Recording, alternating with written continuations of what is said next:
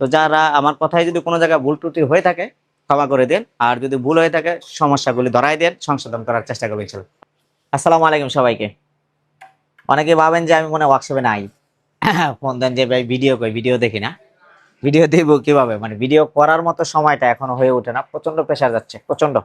আজকে অলমোস্ট নাইটই হবে, কারণ এই যে ইঞ্জিনটা এটা একটু আগে আনা হয়েছে। এটা হচ্ছে আমি কেন বারবার বলি ইঞ্জিন কেনার সময় দেখে শুনে বুঝে তারপর কিনতে হবে। কিভাবে বুঝবেন এটা রিকন্ডিশন ইঞ্জিন কিনা, কোন গাড়ির ইঞ্জিন, এটা আসলে এই গাড়ির ইঞ্জিন কিনা, এগুলো বুঝার বিষয় আছে। আমি আসলে এই ইঞ্জিনগুলো কিনে থাকি দোলাইখাল থেকেই কিনে থাকি, কিন্তু আমি 14টা দেখে একটা ইঞ্জিন কিনি।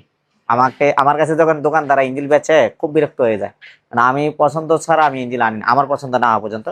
অনেকেই ভাবেন দোলাই খালে মনে হয় পুরাতন ইঞ্জিন গুলো গিয়া দোলাই খালে বিক্রি হয়। হ্যাঁ বিক্রি হয়, কিন্তু ওই ইঞ্জিন গুলি আবার ওনারা রিপেয়ারিং করে বিক্রি করে না, দোলাই খালে রিকন্ডিশন যেটা এটা রিকন্ডিশন বলেই বিক্রি করে। আর যেটা পাবলিক চলা ইঞ্জিন আসলে বেচে না, ওগুলি নিয়ে ভাঙ্গা ফেলা, এগুলোর যে সাইড আউট যে পার্টস গুলো ওগুলি আলাদা করে বেচে। তো এই কারণে অনেকেই মনে করে যে দোলাই খালের ব্যবসায়ীরা মনে হয় এগুলি করে, আসলে না। দোলাই খালে আপনার অরিজিনাল ইঞ্জিনই বিক্রি হয়। চিটাগং থেকে আসে, কেউ ডাইরেক্ট ইম্পোর্ট করে আসে সারা বাংলাদেশে, দোলাইখাল থেকেই আর কি মোটামুটি যায়। যেমন প্রথমে আসে চিটাগং থেকে, চিটাগং মাল এসে আনলোড হয়, তারপর ঢাকা শহরে আসে। যাই হোক, এটা আমি দোলাইখাল থেকে কিনেছি। আমি ইঞ্জিন কেনার সময় অবশ্যই দেখি ইঞ্জিনটা এই বাইরে না, কিন্তু বাইরে না, আপনি কেনার সময় যে জিনিসগুলি মূলত খেয়াল রাখবেন, ইঞ্জিনের ভিতরের কন্ডিশনটা কতটুকু চলেছে, ভিতরের কালচা কালচা হয়েছে না, গোল্ডেন কালার হয়েছে নাকি কফি কালার হয়েছে না সাদা কালারটাই আছে, ওটা দেখে আপনি আর কি ধারণা নিতে পারেন। যদি একটু সাদা ভাব থাকে মোটামুটি, মনে করবেন এটা ফুল ফ্রেশ, আর একটু গোল্ডেন থাকলে ওটাও ফ্রেশ, খারাপ না, ওটাও ফ্রেশ, গোল্ডেনটাও ফ্রেশ। এরপরের ধাপগুলি আস্তে আস্তে আপনি নিজেই বুঝতে পারবেন, ওয়ারিং গুলি কমপ্লিট আছে কিনা। হ্যাঁ, এরকম এই যে কমপ্লিট ওয়ারিং আছে কিনা, ফিউজ বোর্ডের সাথে একদম কমপ্লিট এরকম ওয়ারিং আছে কিনা, এটা দেখতে হবে। আমি আবার কাটা ওয়ারিং লাগাই না।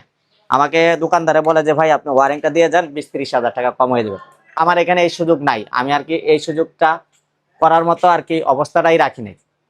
কাটা ওয়ারিং মানে ওয়ারিং চেঞ্জ করে কিংবা পুরাতন ওয়ারিং গাড়িতে লাগাবো, এখানে আমার আমার এখানে অন্তত পক্ষে এই সুযোগটা নাই।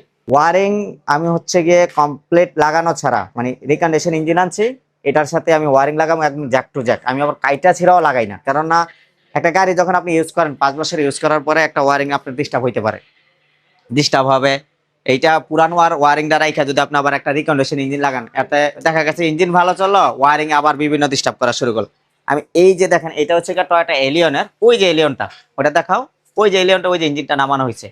ভাই রাত্রে, আজকে রাত্রেই গাড়িটা আমার কাছে দিয়ে গেছে।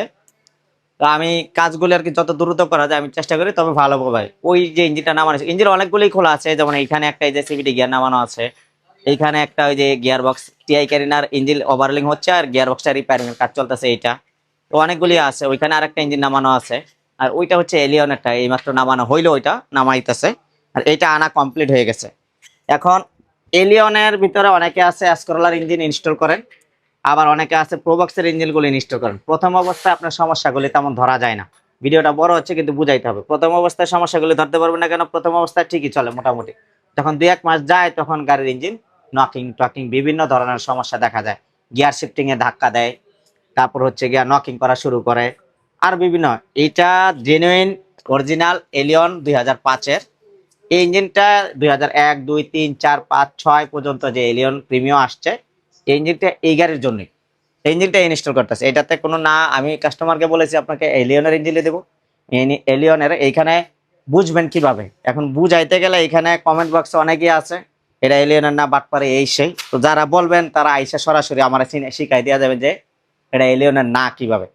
এটা এই যে দেখতে হবে, এই যে দেখেন পাইপগুলো, এলিয়নের যে ইঞ্জিনটা আমি সাধারণভাবে বুঝি, আরো অনেকগুলি কায়দা আছে। এই যে পাইপগুলো গিয়ারের যেটা রেড অর্ডারে লাগে, এটা একদম মোটা, একদম মোটা। অ্যাসকরোলাটা থাকে আর একটু চিকন, প্রোবক্সেরটা আরো একটু চিকন, এইগুলি দেখেন একদম মোটা। তারপর হচ্ছে গিয়ে এটার সাথে আপনার থাকবে পাওয়ার মোটরটা, এবং এই যে কানটা, মাউন্টিং এর যে কানটা, এই কানে স্টিকটা সহ থাকবে। এইখানে একটা নাম্বার আছে, এই নাম্বারটা দেখলে এটা হচ্ছে আমরা বুঝি, এই নাম্বার দেখলে বোঝা যায় এটা এলিয়নের কিনা। আরো বিভিন্ন দিক আছে বুঝার জন্য, সেটা প্র্যাকটিক্যালি আসলে বুঝাই দিতে পারবো। যদি কেউ বলতে পারেন যে এটা এলিয়নের না, তারা 1 লক্ষ টাকা পুরস্কার দেবো। এলিয়ন না কিংবা প্রিমিয়ার কিনা, এগুলি এসকরোলার ইঞ্জিন না, এটা কনফার্ম, কিংবা প্রোবক্সের না, এটা এই গাড়িতে লাগাবো ইনশাল্লাহ 5 বছর ভিতরে হাত দিতে হবে না। গিয়ারের ধাক্কা ধোক্কা থাকবে না, যে 2 দিন পর পর গিয়ারের ধাক্কা হবে, এই বসে এই ঝামেলা থাকবে না। এই কারণে ইঞ্জিন কেনার সময় অবশ্যই আপনার দেখে কিনতে হবে। ওই গাড়িটার প্রবলেমটা হচ্ছে উনি ইঞ্জিনটা কেন চেঞ্জ করতেছি, ওইটাতে এই এলিয়ন প্রিমিয়ার যে নিউ শেপের গাড়িগুলি আসছে তারাও ইঞ্জিনটা লাগাই দিছে, যে কারণে উনি 2-3 মাস ইউজ করার পরেই গাড়ির নকিং কাপাকাপি বন্ধ করতে পারে না, আরপিএম ড্রপ করে, বিভিন্ন সমস্যা অনেক জায়গায় উনি দেখাইছে, কোনো সলভ হয় নাই। কারণ ওইটার কম্প্রেশনেই দুর্বল এবং হচ্ছে গিয়ে ইঞ্জিনটার ভিতরেই বলদ আছে। আপনি একটা ইঞ্জিন প্রিমিয় এলিয়ন, এটার হর্স পাওয়ার এক ধরনের, নতুন যে গাড়িগুলি আছে ওটির হর্স পাওয়ার এক ধরনের হইতে পারে, সেম আপনি লাগাইতে পারবেন, কিন্তু এগুলোর ভিতরে অনেক কিছু আছে, যে কিছুগুলি আপনি মনে রাখবেন। সাধারণত আপনাকে একটা জিনিসই বুঝাই, এই এলিয়ন অরিজিনাল যদি এলিয়ন কিংবা প্রিমিয়ার ইঞ্জিনই আপনি কিনতে যান, বাজারে ওই ইঞ্জিন থেকে মিনিমাম 50 থেকে 1 লাখ টাকা বেশি থাকে, 50,000 থেকে 60-70 হাজার টাকা বেশি থাকে দাম। কেন দোকানদার কেন দাম নেয়?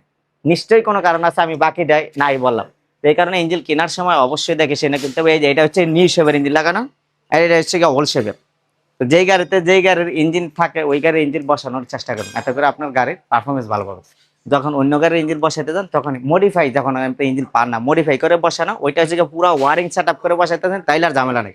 তো আপনি তো মডিফাই করে বসাইতেছেন না, এটার ইঞ্জিন আছে অ্যাভেলেবেল, আপনি এইটাই লাগান, তাইলে এটার পারফরমেন্স এগুলো, এই যে এটা যদি লাগাই 5 বছর ইনশাল্লাহ আর কিছু করতে হবে না, যদি সঠিক মেনটেনেন্স থাকে। তো যারা আমার কথায় যদি কোনো জায়গায় ভুল ত্রুটি হয়ে থাকে ক্ষমা করে দেন, আর যদি ভুল হয়ে থাকে সমস্যাগুলি ধরাই দেন, সংশোধন করার চেষ্টা করবেন ইনশাল্লাহ। আসসালামু আলাইকুম।